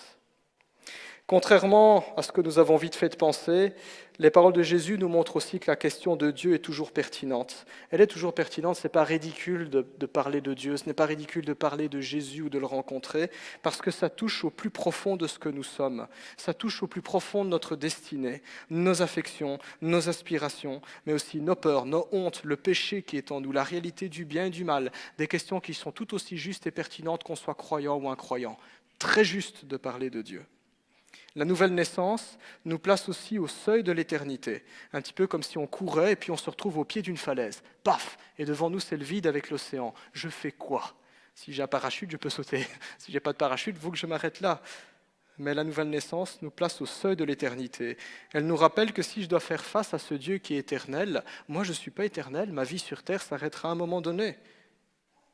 Je devrais faire un pas dans l'éternité, et ce pas, ce sera avec Dieu dans son royaume, ou loin de Dieu dans les ténèbres. Voilà aussi ce que nous dit le message de la nouvelle naissance, ou simplement le message de l'Évangile. Nous pouvons faire le pas dans l'éternité en ayant laissé Dieu se charger de tous nos péchés, de toutes nos fautes, ou nous pouvons entrer dans l'éternité sans Dieu, en gardant nos fautes et en gardant le jugement et la condamnation qui va avec. Et ce choix appartient à chacun d'entre nous. Voilà ce que disait donc Jésus-Christ. En vérité, je te le dis, à moins de naître de nouveau, personne ne peut voir le royaume de Dieu. Et cette nouvelle naissance, frères et sœurs, alors que nous célébrons la Pentecôte, est la toute première œuvre que le Saint-Esprit opère dans notre vie. C'est ce tout premier contact que notre cœur a avec Dieu. Et ceux qui sont nés de nouveau savent que ça nous remplit de joie et de paix. Une manière qui est indescriptible. Ce n'est pas qu'on devient, comme diraient certains, des imbéciles heureux, mais il y a cette joie qui est là. Le Saint-Esprit témoigne qui est là. Et nous nous mettons en route en nous appuyant sur son œuvre et sur l'œuvre du Christ pour continuer à aller de l'avant. Que le Seigneur nous aide dans cette réflexion. Ayons l'humilité de nous replacer devant le Seigneur. Et s'il y a des questions, s'il y a besoin d'en parler ou de prier, n'hésitez pas à venir me trouver ou à trouver les anciens. Nous sommes à votre disposition. Que le Seigneur vous bénisse, qu'il nous aide à vivre sa parole. Amen. Je vous invite à prier. Te rendons grâce, Seigneur, pour cette rencontre qui nous a été rapportée dans ta parole, la Bible. Seigneur, c'est toi qui nous as créés. Tu nous rappelles encore que c'est toi qui es l'auteur du mouvement, de la vie et de l'être. Et tout ce que nous pouvons vivre, tout ce que nous pouvons entreprendre est l'expression de ta grâce. Seigneur, nous nous replaçons devant toi à la lumière de ce texte, en faisant aussi notre propre examen. Je prie pour nous-mêmes qui nous disons chrétiens. Accorde-nous de la grâce de ne pas nous mentir à nous-mêmes et de mentir aux autres et de te mentir à toi. Mais si nous sommes dans l'erreur, éclaire-nous, parce que nous croyons aussi qu'une des premières œuvres de ton esprit, c'est de nous convaincre de nos erreurs et de nous attirer à toi, Jésus. Guide-nous alors sur ce bon chemin, sur ce droit chemin, celui qui mène au Père. Je prie pour nous-mêmes aussi, qui sommes nés de nouveau, qui en avons cette solide conviction à la lumière de ta parole et par le témoignage de ton esprit, que tu nous gardes la force de rester sur le droit chemin, que tu entretiennes ce feu en nous, Seigneur Dieu, que tu nous couvres de ta puissance et que nous puissions chaque jour, Seigneur Dieu, continuer à goûter les délices que tu donnes à notre âme. Que tu nous accordes d'être pleinement en bénédiction, pas pour nous-mêmes égoïstement, mais que tu nous donnes la grâce de rayonner, Seigneur Dieu, pour tous ceux autour de nous qui ne te connaîtraient pas, Seigneur. Que nous soyons pour eux en bénédiction de la part de Jésus-Christ. Je prie aussi, Seigneur Dieu, pour nous-mêmes, pour ceux et celles qui seraient encore en chemin, qui n'ont pas encore pris une décision pour toi, en te demandant, Seigneur, de placer une conviction dans leur cœur, de te révéler à eux, de les conduire, qu'ils puissent comprendre, Jésus-Christ, combien tu les aimes, combien ton sacrifice à la croix est parfait et suffisant, Seigneur, que dans ta grâce tu leur donnes de pouvoir faire le pas. Je prie aussi pour tous les chrétiens qui auraient chuté, qui auraient trébuché, qui se seraient aventurés dans un chemin qui ne te glorifie pas. Que nos frères et nos sœurs en faute sachent que tu n'as pas cessé de les aimer, Seigneur, et que tu les ramènes à toi, que tu les ramènes à la maison, comme toi tu l'as fait pour le Fils prodigue, Seigneur, parce que tu es un Dieu qui est lent à la colère, qui est riche en bonté, et qui éloigne, Seigneur Dieu, de nous nos fautes, comme l'Orient est éloigné de l'Occident. Merci encore pour ta grâce, merci pour le Saint-Esprit, merci pour Jésus-Christ, merci pour ton amour, tendre Père. En ton nom, Amen.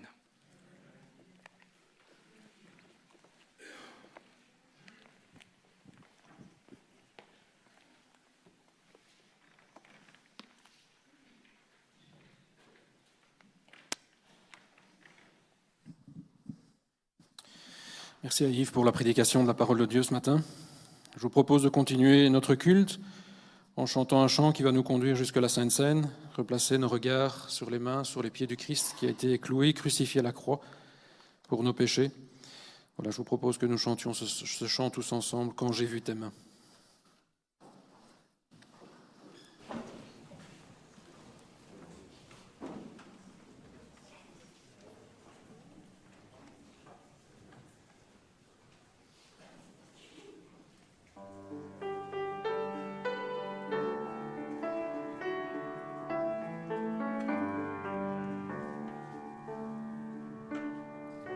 Quand j'ai vu tes mains héritant de malades,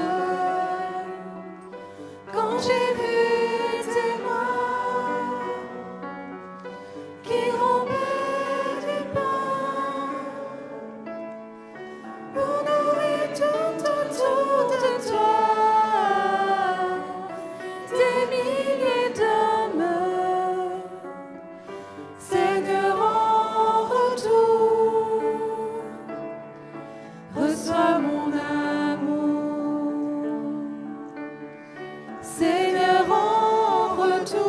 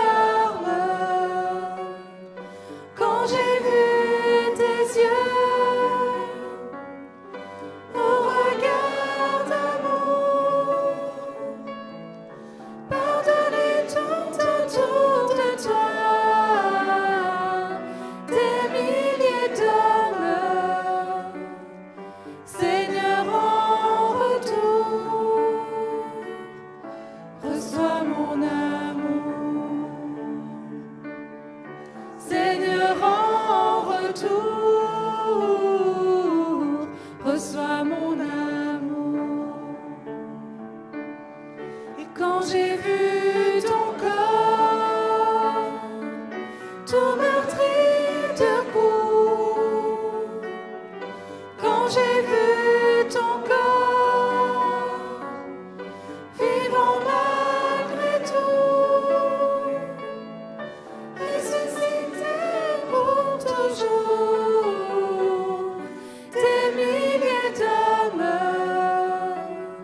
Seigneur en retour, reçois mon amour. Seigneur en retour, reçois mon amour.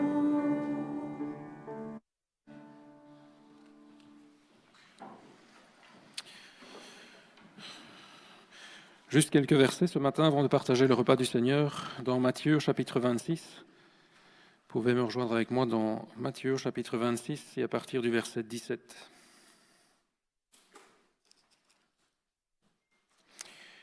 Matthieu chapitre 26, verset 17.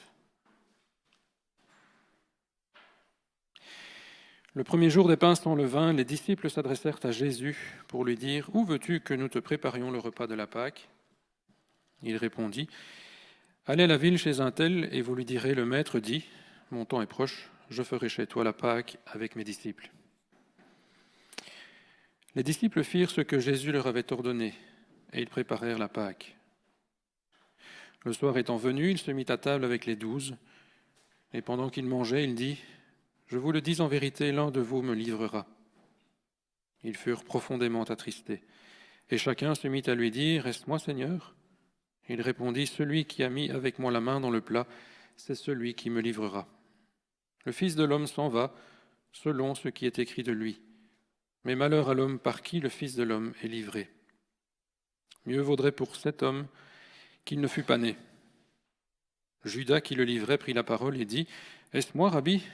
Jésus lui répondit, « Tu l'as dit. » Pendant qu'il mangeait, Jésus prit du pain, et après avoir rendu grâce, il le rompit, et le donna aux disciples en disant, « Prenez, mangez, ceci est mon corps. » Il prit ensuite une coupe, et après avoir rendu grâce, il la leur donna en disant, « Buvez-en tous, car ceci est mon sang, le sang de l'alliance qui est répandu pour plusieurs pour la rémission des péchés. Je vous le dis, je ne boirai plus désormais de ce fruit de la vigne jusqu'au jour où j'en boirai du nouveau avec vous dans le royaume de mon Père. » Jusque-là la lecture. Nous voici ce matin devant les éléments de cette table, la table du Seigneur, le pain, le vin. Alors ce matin, c'est du pain, c'est du vin, qui représente le corps, le sang de Jésus, qui est mort il y a 2000 ans sur la croix du Calvaire.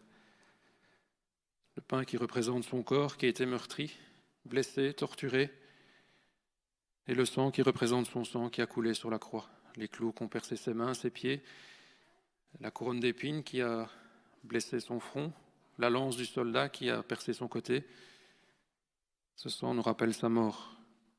Et il fallait bien ce sacrifice pour pardonner nos péchés, pour purifier nos âmes, pour que le royaume de Dieu puisse nous être ouvert de nouveau. Alors ce matin, comme je l'ai dit, c'est du pain, c'est du vin, mais rappelons-nous qu'il y a 2000 ans, c'était son corps qui était meurtri, blessé, tué. Et rappelons-nous le prix qu'il a dû endurer, les souffrances qu'il a dû subir pour le pardon de nos péchés. Je vous invite peut-être, avant de partager ce repas, à avoir quelques moments, quelques temps de prière, chacun pour soi dans son cœur, de se remettre aussi devant le Seigneur, devant la croix, et de prendre ce moment de réflexion avant de prendre le repas du Seigneur.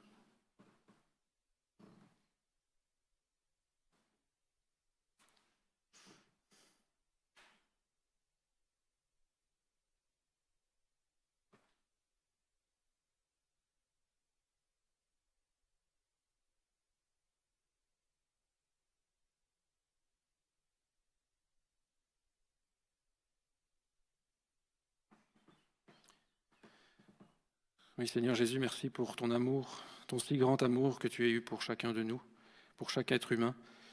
Merci pour la croix, merci pour tes souffrances, merci pour ton corps qui a été meurtri, pour ton sang qui a coulé, Seigneur, pour que nous soyons pardonnés, lavés, purifiés de nos péchés, de nos fautes.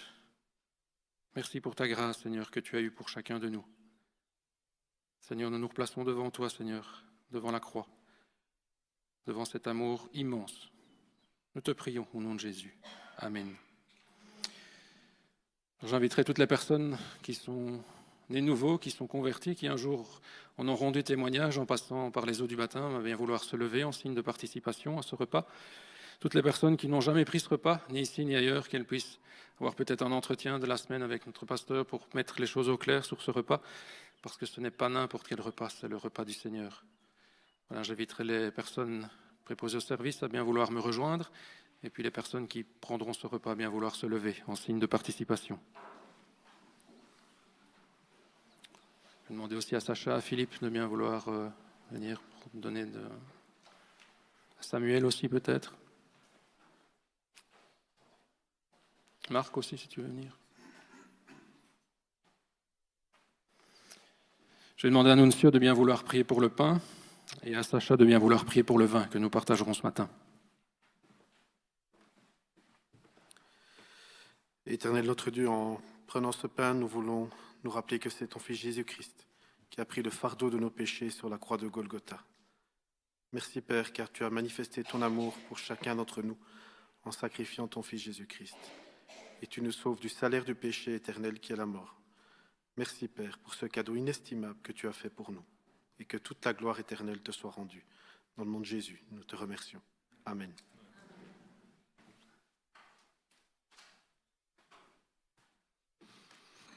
Oui Seigneur, en prenant ce vin, nous nous rappelons ton corps meurtri sur la croix, tes mains percées, tes pieds claircés, ton côté cloué, ton sang qui coule, ce sang qui nous lave et nous purifie de tout péché. Merci pour cet immense amour, merci pour cette grâce que tu nous accordes à nous pécheurs. Gloire à ton nom. Amen.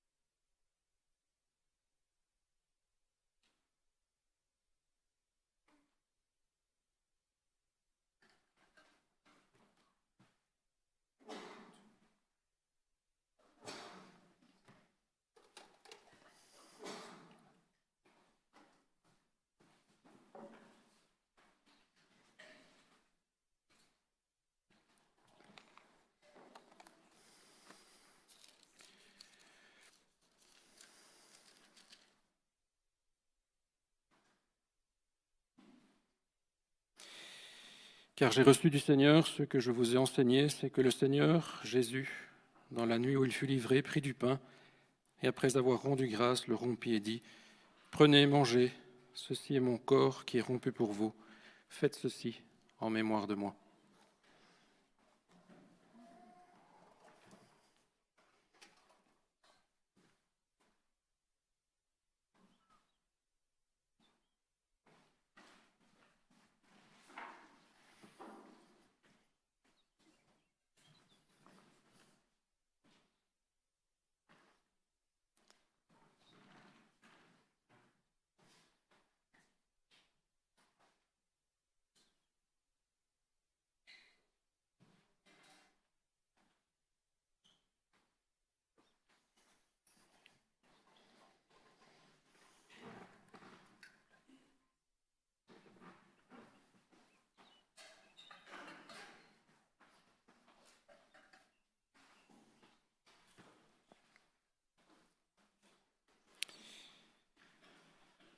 Et de même, après avoir soupé, il prit la coupe et il dit : « Cette coupe est la nouvelle alliance en mon sang.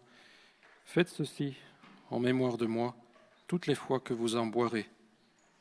Car toutes les fois que vous mangez ce pain et que vous buvez cette coupe, vous annoncez la mort du Seigneur jusqu'à ce qu'il vienne. »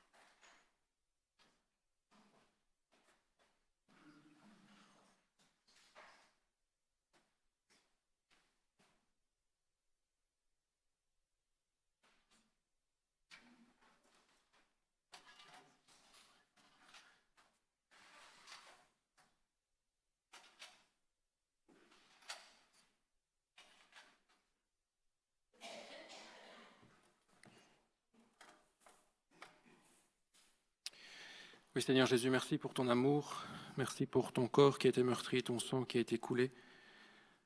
3 jours après ton sacrifice, Seigneur, tu as été mis au tombeau, mais tu es ressuscité aussi, et tu vis au siècle des siècles. Et un jour aussi, tu viendras nous rechercher, Seigneur, pour vivre avec toi dans la gloire éternelle. Nous te remercions, nous te prions pour cela, Père. Amen.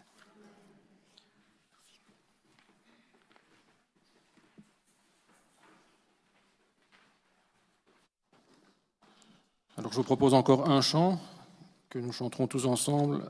Et pendant ce chant, les offrandes circuleront. Je vous propose que nous nous mettions debout pour chanter ce chant. Il s'intitule « Ce nom si merveilleux ».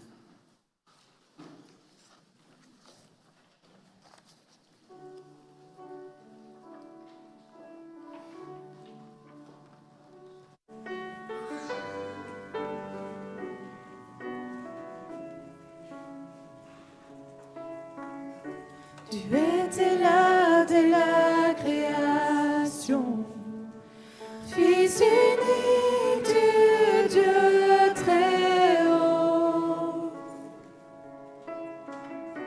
Les mystères de ta gloire révélés, en toi Christ notre Seigneur. Oh, ce nom est si merveilleux.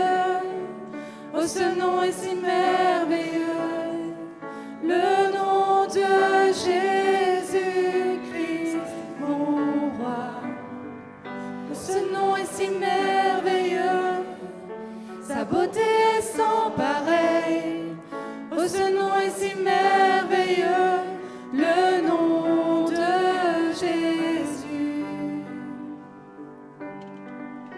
Tu n'as pas voulu les cieux sans nous. Alors Jésus, tu es venu. Ton amour a vaincu mon péché. Plus rien peut nous séparer. Oh, ce nom est si merveilleux. Oh, ce nom est si merveilleux. Le nom de Jésus-Christ, mon roi. Oh, ce nom est si merveilleux, sa beauté est sans pareil. Oh, ce nom est si merveilleux, le nom de Jésus.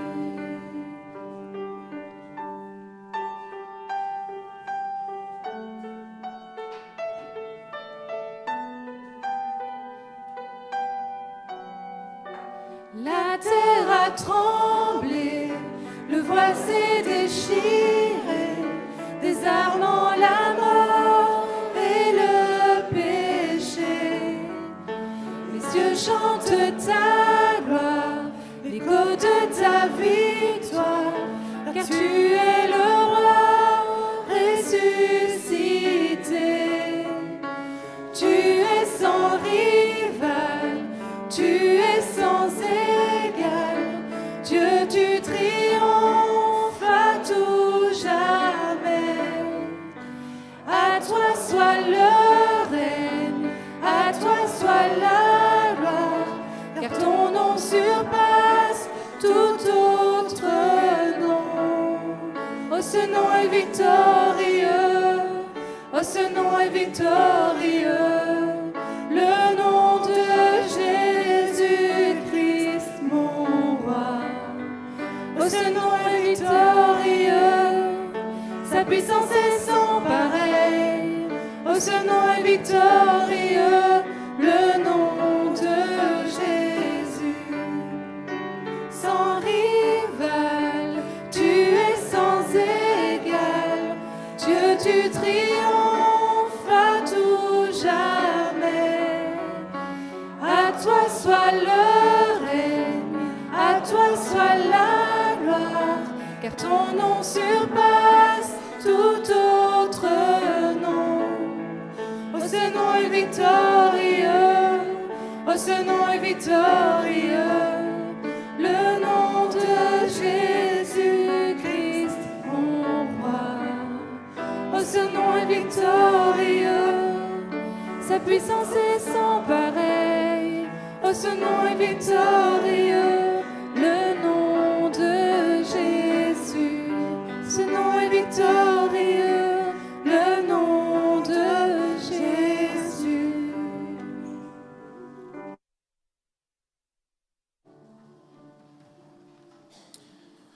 Je vais inviter Samuel à bien vouloir prier pour les offrandes.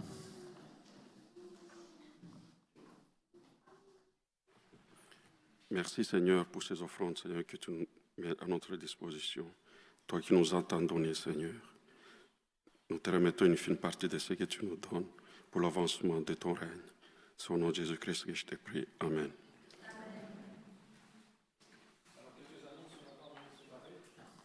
Rassurez-vous, on est encore dans les temps. Oui. Alors cette semaine, mardi 19h30, 20h30, nous avons l'étude biblique. Et samedi matin, de 9 à 10h30, la préparation au baptême. Alors, il y aura prochainement une nouvelle session, un nouveau groupe.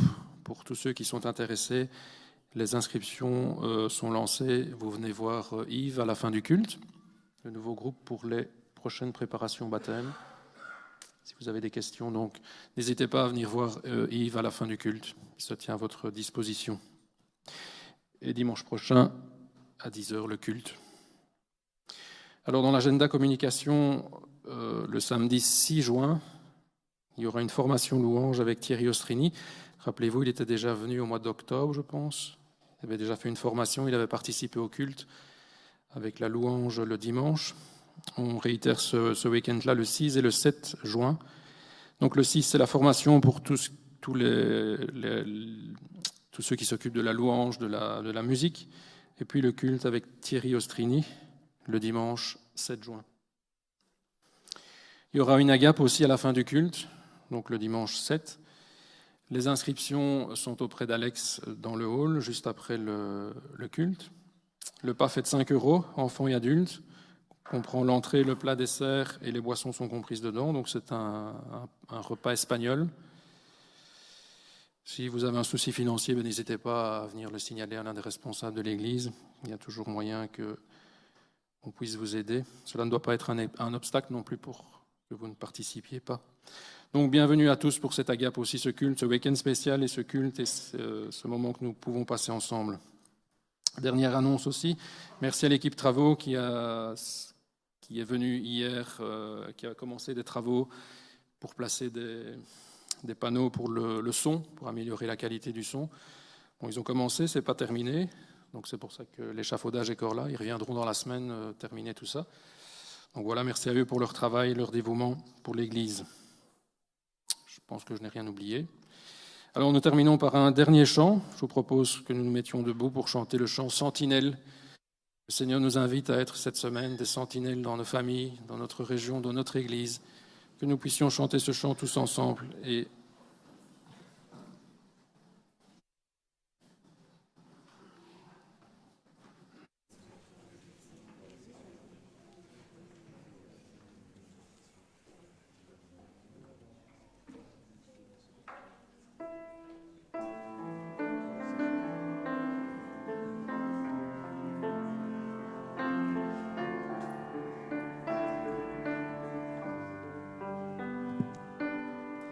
Je suis vivant, dit le Seigneur. Je ne veux pas que l'homme meure. Revenez à moi de vos mauvaises voies, et je guérirai vos cœurs blessés. Je t'ai pris et établi comme sentinelle sur ma famille. Je t'ai pris et établi comme sentinelle sur ma famille. Si vous écoutez ma parole, pour vous détourner des idoles, je pardonnerai et vous délivrerai de tous les maux dont vous souffrez.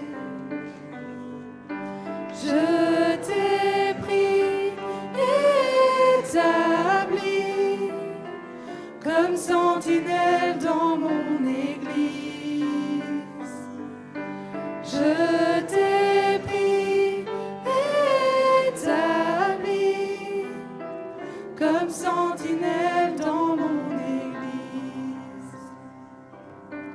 Parle à ceux qui sont dans la nuit, convainc-les de changer de vie, préviens-les du danger qui les frappera quand l'ennemi les surprendra. Je t'ai pris, établi, comme sentinelle sur le pays. Je t'ai pris, établi, comme sentinelle sur le pays. La trompette sonne, peuple dérouté, il est encore temps de se lever. Je t'ai pris, établi, comme sentinelle sur le pays. Je t'ai pris, établi, comme sentinelle sur le pays.